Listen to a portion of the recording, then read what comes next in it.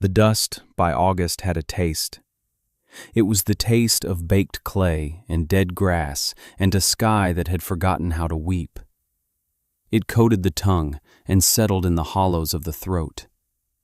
On Elspeth's patch of land, the creek was a scar of cracked mud, and the cottonwoods along it had curled their leaves into brittle, brown fists. But in the sliver of shade behind her small house, something moved.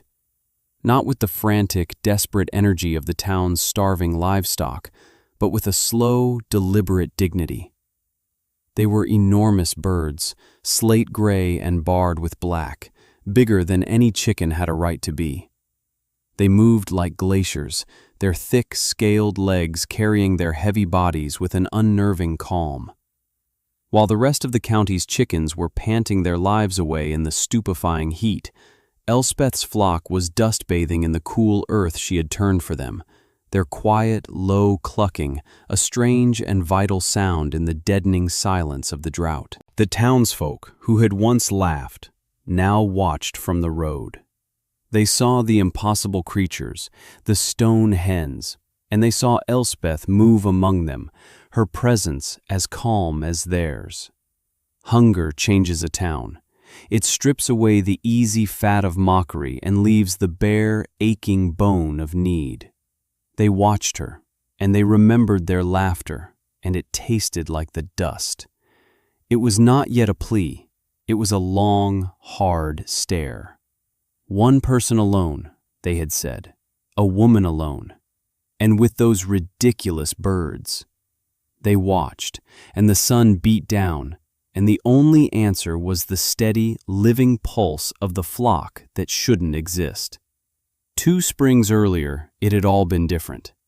Elspeth had been nothing but the quiet widow of a man who'd had the poor sense to die young, leaving her with a deed to 20 acres of land everyone in the valley called the Scrape. It was poor, rocky soil that sloped away from the water, land that had broken the backs and spirits of 3 families before him. The town of Promise gave her its pity, which was a thin, threadbare sort of cloak. "A woman alone can't work a place like that," the men at the mercantile declared, shaking their heads. "She'll sell for a loss by autumn." The women brought her casseroles and advice, both lukewarm. "You'd do best to move into town, dear," they'd murmur, their eyes flicking over the threadbare curtains and the bare floorboards. "Take up sewing, perhaps." Elspeth accepted the casseroles and ignored the advice. She listened. She had always been a listener. She heard the pity, and beneath it, the hard, dismissive certainty that she would fail. She felt their judgment settle over her like a second shadow. She was too young, too quiet, too alone. Her husband had been a dreamer, they said, and she had been his folly. She spent the first months in a haze of quiet labor, clearing the tumbleweeds, mending the fence with wire she scavenged, pulling the endless supply of stones from the garden plot and piling them into a low wall. She was simply surviving, putting one foot in front of the other, day after day after day. She had no plan. The future was a gray, featureless expanse, as uninviting as the Scrape itself. Her loneliness was a physical presence, a cold spot in the bed beside her, an extra chair at the small wooden table. She did the arithmetic of survival in the dark, counting her meager savings against the cost of flour and salt. The numbers were grim. The town was waiting for her to break. She knew it. And in the deepest, quietest hours of the night, she sometimes thought they might be right. It was a market day in late March, the air still holding a knife edge of winter. Elspeth had gone to town for salt and lamp oil, the coins tied in a handkerchief clutched tight in her palm. The sounds and smells of the market were an assault after the silence of the Scrape. Shouts of vendors, the squeal of a pig, the rich smell of horse and leather and fried dough. She was making her way through the throng when she saw the crate. It was pushed to the side of the wagoner's alley, away from the prime spots. Inside, on a bed of filthy, half-frozen straw, was a clutch of enormous eggs. They were a pale, stony gray, mottled with darker speckles, and so large they made her own hands look small. A sign, scrawled on a piece of broken board, read, "Old Country Eggs, 5 cents the lot." The wagoner, a man with a face like a sour apple, saw her looking. "Don't bother, missus. They're froze through. Traveled all the way from the coast and the cold got 'em. Good for nothing but hog feed, and I ain't got hogs." People glanced at the crate and snickered. The eggs were freakish, unnatural. But Elspeth was remembering something, a story her grandfather, an old countryman himself, used to tell about the stone hens from his village. Tough as the mountains, he'd said, patient as the earth. They lay eggs so thick-shelled you could drop one from a ladder. A thing isn't dead till it's cold and dead, he'd say. She looked at the wagoner. "I'll take them." He stared at her as if she'd grown a second head, then burst into a rough laugh that drew the attention of the men unloading sacks of flour nearby. "Suit yourself. Your nickel is as good as any." The laughter followed her as she paid the man and hoisted the heavy crate. It was the talk of the market by the time she'd wrestled it into her small wagon. That little widow from the scrape? Lost her senses. Bought a crate of frozen eggs. Mr. Silas Blackwood, the owner of the grain store, watched her go from his doorway, a smile playing on his lips that didn't reach his eyes. He saw not a woman making a strange choice, but a fool confirming her foolishness. That night, in her small cabin, the lamp cast a pool of golden light on the table. Elspeth unwrapped each egg, wiping the filth away. Most were cold as river stones, inert and lifeless. But one had a spark, a faint, almost imperceptible warmth against her palm. It was so slight she thought she'd imagined it. She held it to her ear, listening. Nothing. Still, she couldn't let it go. All night, she sat by the low fire, the egg cupped in her hands, tucked into a wool sock held against the warmth of her own skin. She dozed in the chair, waking with a start whenever the egg threatened to cool. She was warming a stone. She was tending a fantasy. The town was right. She was mad. And yet, just before dawn, as the first gray light seeped through the window, she felt it. A tremor. A tiny, distinct tap-tap-tapping from within, a message of life sent from one world to the next. It had worked. The chick that emerged was the ugliest creature Elspeth had ever seen. It was all neck and feet, with a belligerent tuft of gray down on its head and eyes like black beads. It was 3 times the size of a normal chick and had a voracious, unending appetite. She named it Boulder. Within a week, a dozen more of the eggs, warmed carefully by the stove in nests of flannel, began to stir. The tapping started, and soon her cabin was filled with the chirping of huge, clumsy gray chicks. They were not delicate. They did not peep. They squawked. They stumbled over their own enormous feet and ate everything she put before them, from crumbled cornbread to the beetles she found under rocks. The town's mockery took on a new, sharper edge.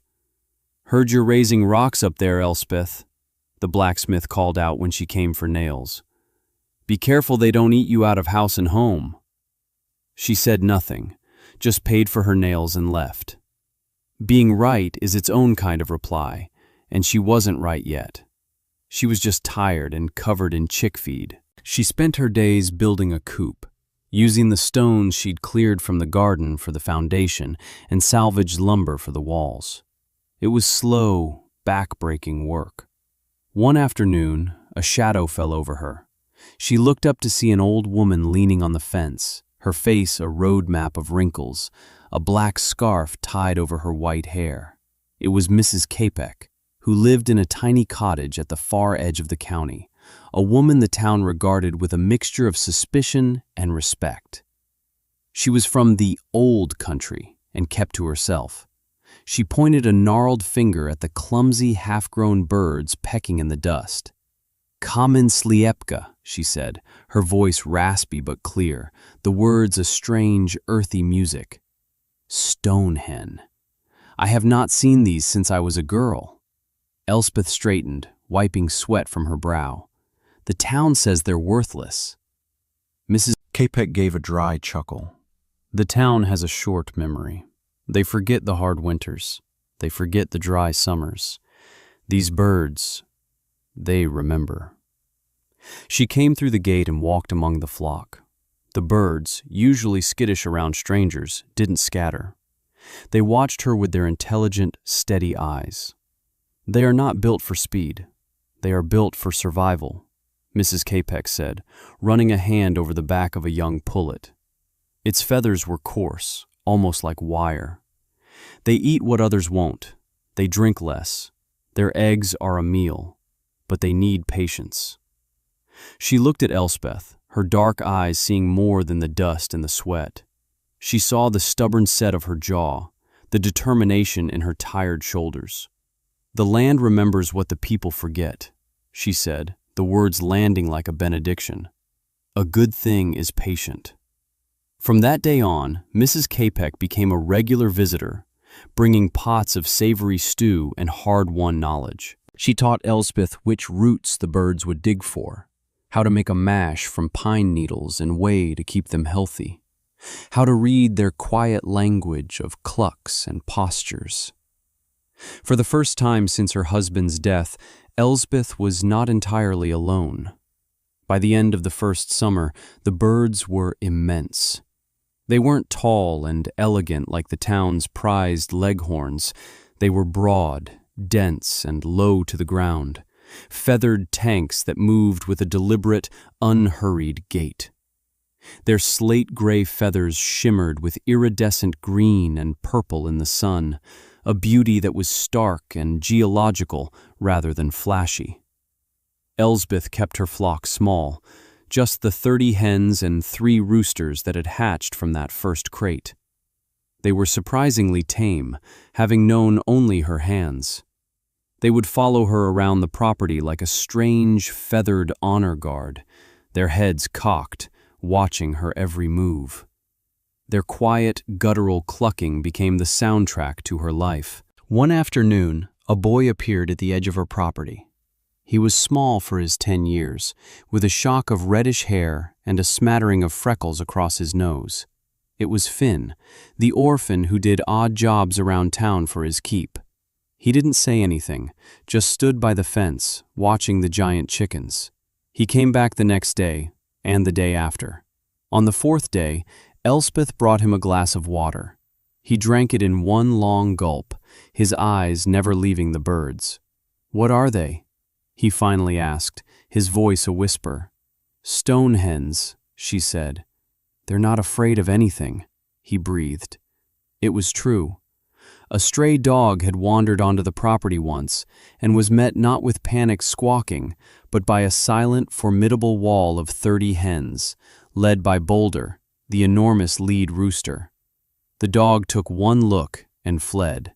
Finn started showing up every day after his chores in town.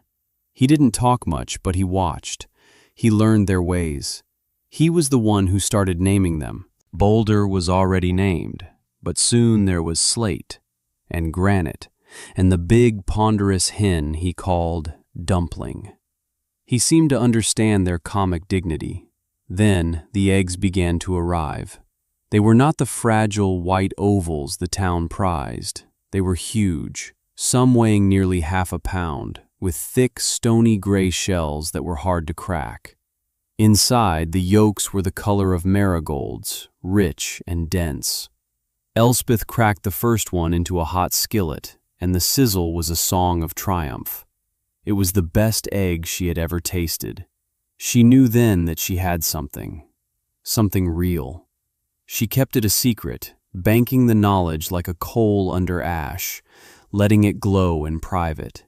She began making the trip to a town 2 counties over, selling a few dozen eggs each week to a grocer who asked no questions and paid in cash. The money was small, but it was a start. It was her own. She began to fix the roof. She bought a new dress. The arithmetic she did in the dark began to change. The numbers were still tight, but they no longer spelled despair. They were starting to whisper of hope. Finn became her shadow and then her helper. He had a way with the birds, a quiet patience that mirrored her own.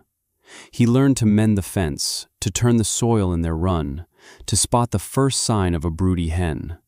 He found a purpose in the steady, methodical work of the farm. The flock was his as much as it was hers. He never said as much, but the way he stood a little taller when he scattered their evening grain said it all. For the first time in his life, he belonged to something. The town, for the most part, left them alone. The joke had grown old. Elspeth and her flock were just another strange feature of the landscape, like the twisted oak on the ridge or the oddball Mrs. Capek. But some people noticed the new shingles on her roof, the sturdy new handle on her well pump. Silas Blackwood noticed. He made it his business to notice everything. He drove his sleek black buggy out to the scrape one afternoon, ostensibly to see if she needed any winter feed. He was all false warmth and condescension, his eyes cataloging every improvement. "Well, well, Elspeth," he said, his voice smooth as oil. "You've been busy. Still got those stone eaters, I see?" The flock was foraging in the woods, but Boulder, the lead rooster, stood near the coop, watching Blackwood with an unblinking stare. "They earn their keep," Elspeth said, her voice level. Blackwood chuckled. "I'm sure they do. But winter's coming. A woman alone. You'll need proper grain to see them through. I can extend you a line of credit. A special price, for your dear, late husband's sake." It was a trap, and she knew it. Debt was Blackwood's snare, and he'd caught half the farmers in the valley. "Thank you for the offer, Mr. Blackwood, but we manage." His smile tightened. The refusal stung his pride. "Suit yourself," he said, turning to leave. "But don't come crying to me when you're boiling them for soup." Just as his buggy was about to pull away, a smart carriage she'd never seen before crested the hill. It was drawn by a pair of handsome bays and driven by a man in city clothes. He pulled up, looking from Blackwood's buggy to Elspeth's small house with a puzzled expression. "Pardon me," he said, tipping his hat. "I was told there was a woman out this way who raised unusual chickens." Blackwood scoffed. "You've been misinformed, friend. There's nothing out here but rocks and hard luck." The man ignored him, his eyes on Elspeth. "I am the chef for the Grand Hotel in the capital.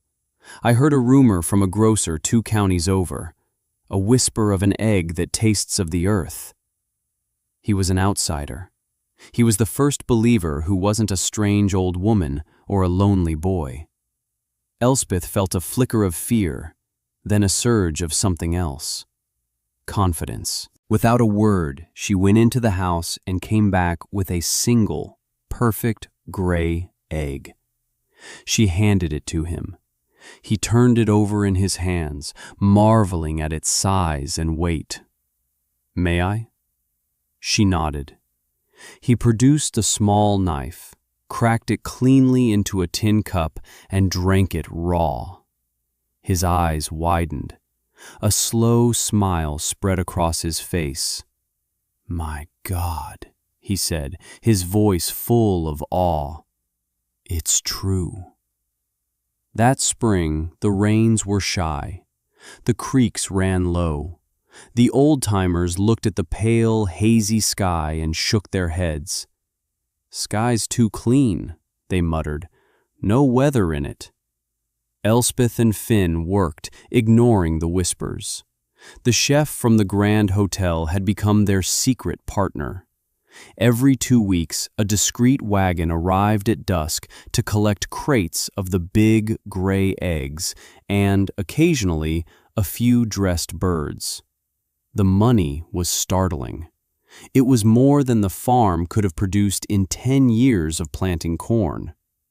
Elspeth paid off the last of her husband's debts. She bought a new plow, a good milk cow, and 2 pigs. She bought Finn a new pair of boots and a winter coat that wasn't a hand-me-down. For herself, she bought land.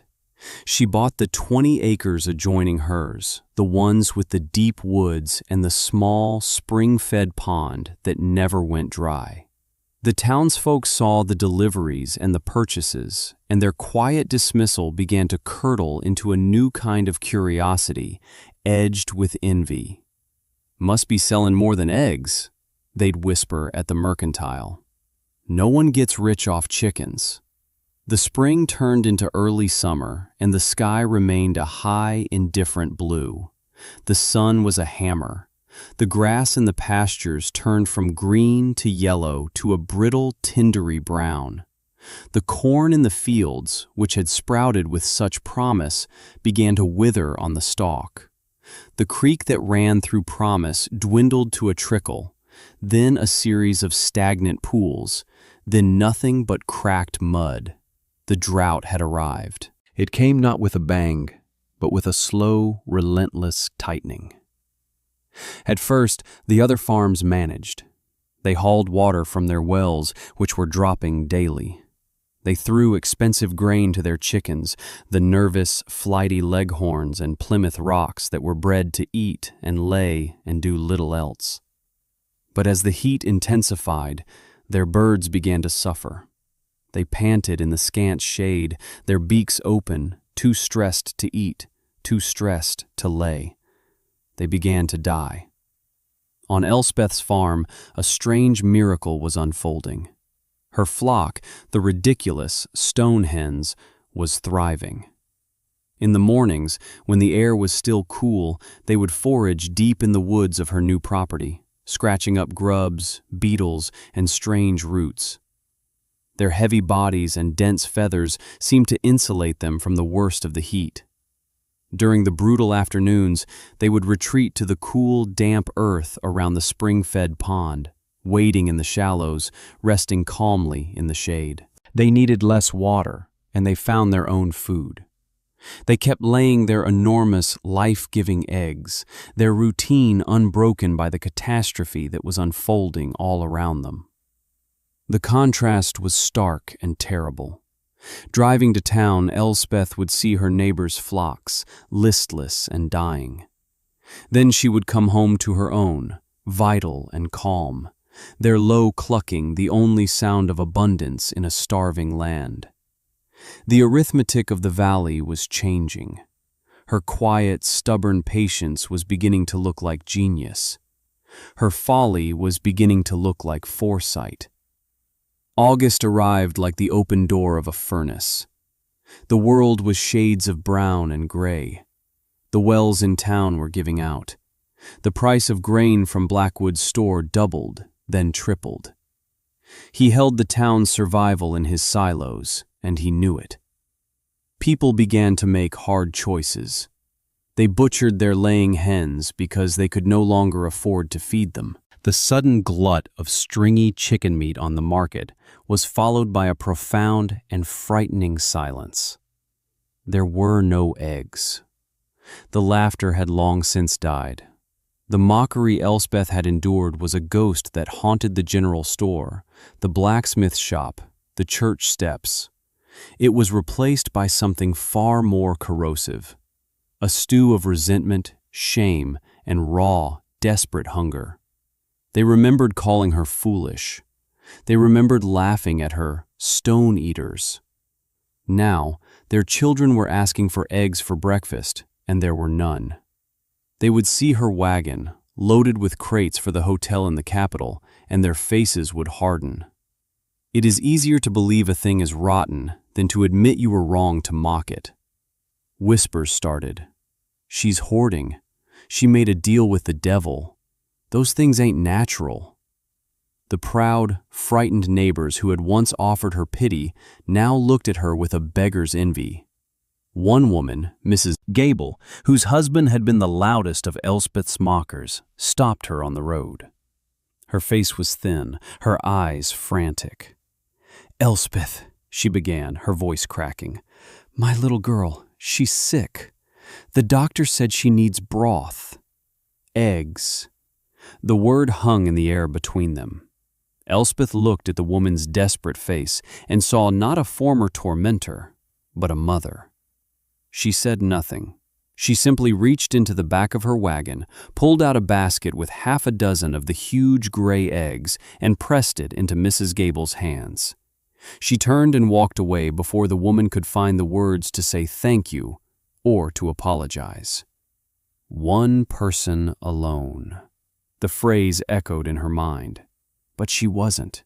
She had Finn. She had Mrs. Capic. And she had the flock. She was the only person in the valley whose arithmetic still worked. Her flock was not just surviving.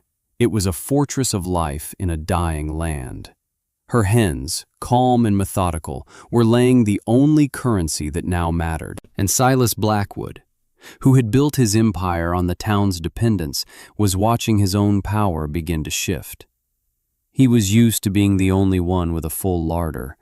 He did not like the competition. Silas Blackwood arrived in a cloud of dust and self-importance.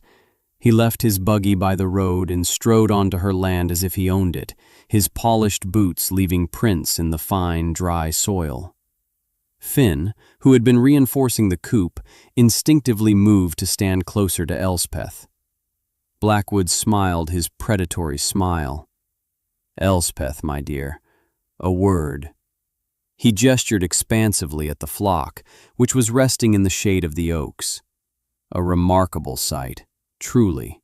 Who would have guessed? "We're busy, Mr. Blackwood," Elspeth said. Her voice was calm, but her hands, resting on the top rail of the fence, were clenched. Of course, always working. It's why I'm here, to help." He lowered his voice, adopting a tone of conspiratorial concern. "The town is in a bad way. People are hungry. They're starting to talk. Ugly talk. About you. About hoarding." He let that sink in. A woman alone, with all this, it's a target. You need a man's help to manage this situation, to protect you. "I'm managing," she said. "Ah, but this is a business proposition," he said, his eyes gleaming. "I'll buy them, the entire flock, right now, cash." He named a number. It was shockingly low, less than a quarter of what the birds were worth, less than what her last shipment to the hotel had earned her. It was an insult dressed up as charity. "No thank you," she said. The smile fell from his face, leaving it hard and cold. "Don't be a fool, girl. That's a generous offer. More than you deserve for these freaks. I'm trying to help you. The town won't stand for you getting rich off their misery. My price to the hotel is fair. My price to my neighbors would be fairer." He laughed, a short, ugly bark. "You have no head for business. This is your one chance. Take my offer, or you'll regret it." When she stood her ground, silent and unmoving, his face darkened with rage. He had miscalculated. He had assumed her weakness, her foolishness. Her calm refusal was an affront he could not bear. "Fine," he hissed. "Have it your way. But perhaps you've forgotten. Your late husband, he wasn't as meticulous as you are. He had debts, a rather large one, to me, for seed and supplies." He produced a ledger from his coat.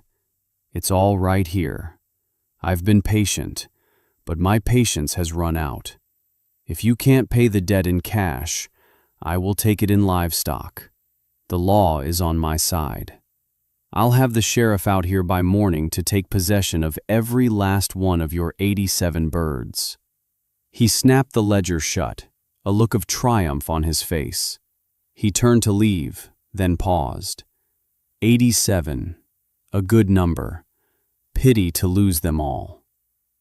And in that single vindictive slip, he revealed himself. Elspeth had never told anyone the exact count of her flock. She and Finn counted them every night, a quiet ritual. The number changed as old hens were culled and new chicks hatched. The current number was 87. How did you know the count? She thought, a cold dread mixing with a new, sharp clarity. He hadn't just been watching, he'd been planning. The next morning, the sun rose into a brassy, cloudless sky. As predicted, Silas Blackwood returned, this time with the town sheriff, a weary-looking man named Miller, in tow. But they were not alone.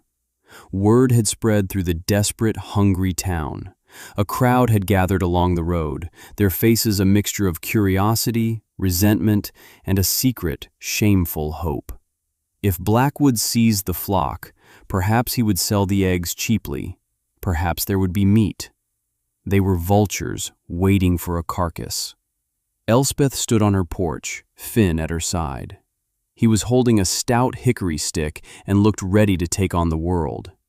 Mrs. Capek stood with them, a small, solid anchor of defiance. Blackwood strode forward, waving a piece of paper. "Sheriff, I have a legal writ for the seizure of assets to cover a long overdue debt." Sheriff Miller looked uncomfortable.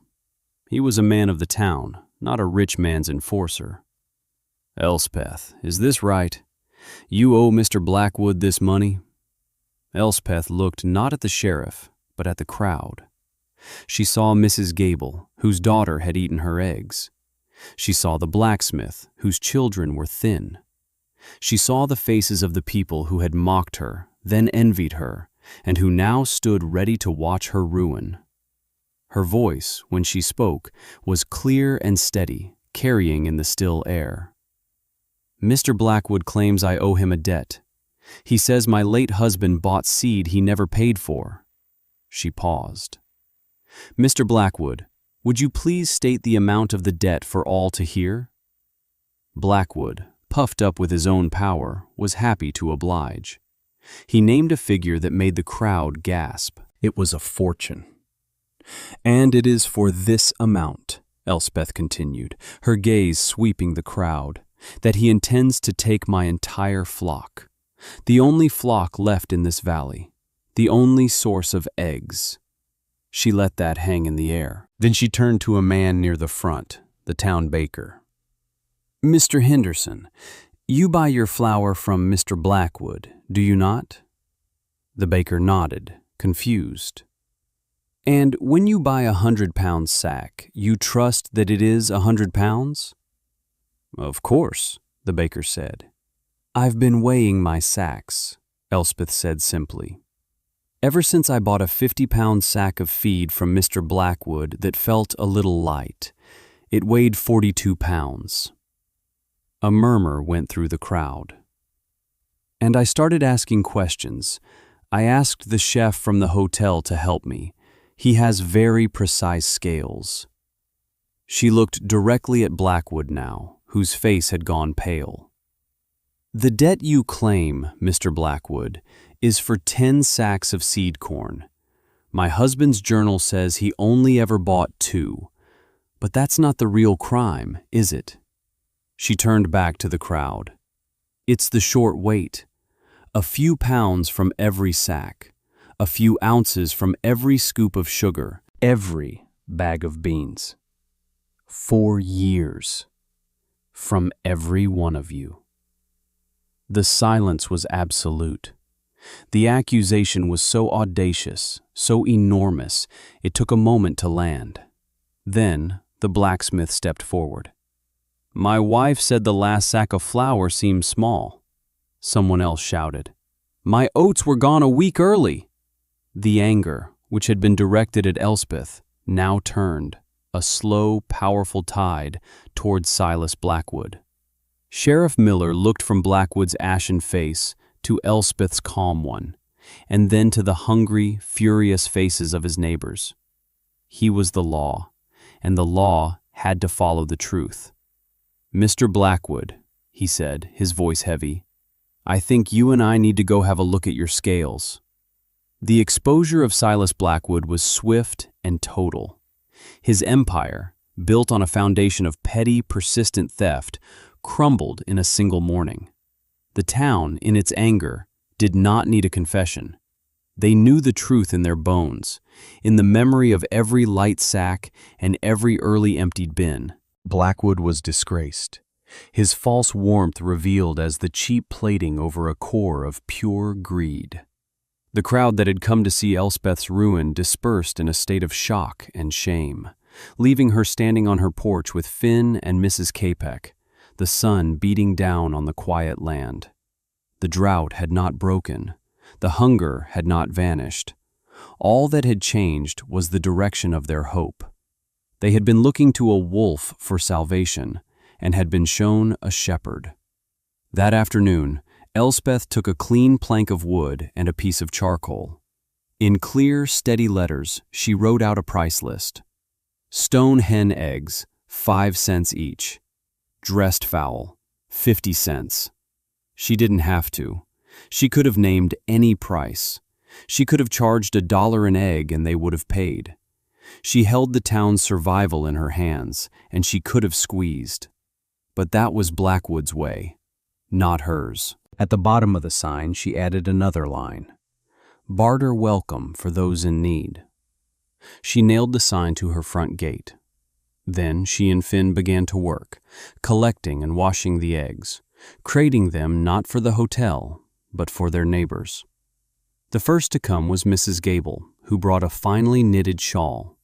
She didn't say a word, just traded it for a dozen eggs, her eyes full of a gratitude so profound it was painful to watch. Then came the blacksmith, offering to shoe her cow and mend her plow in exchange for a month of eggs for his family. The baker came with his last sack of sugar.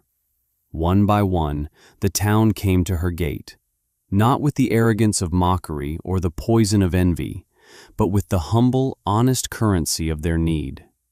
They came with preserved peaches from a better year, with mended tools, with promises of labor when the rains returned. Basket after basket of the huge gray eggs went out. Bird after bird, dressed and ready for the pot, was traded for what little people had to offer. She fed the town. That night, long after the last neighbor had gone, Elspeth stood with Finn and Mrs. Capek by the coop. The birds were roosting, their great, calm bodies packed together, a picture of solid, quiet life. The drought broke a week later, a slow, soaking rain that smelled of dust and mercy.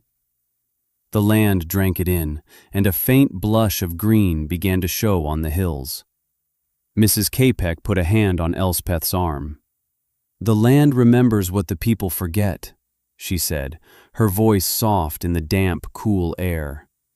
"A good thing is patient."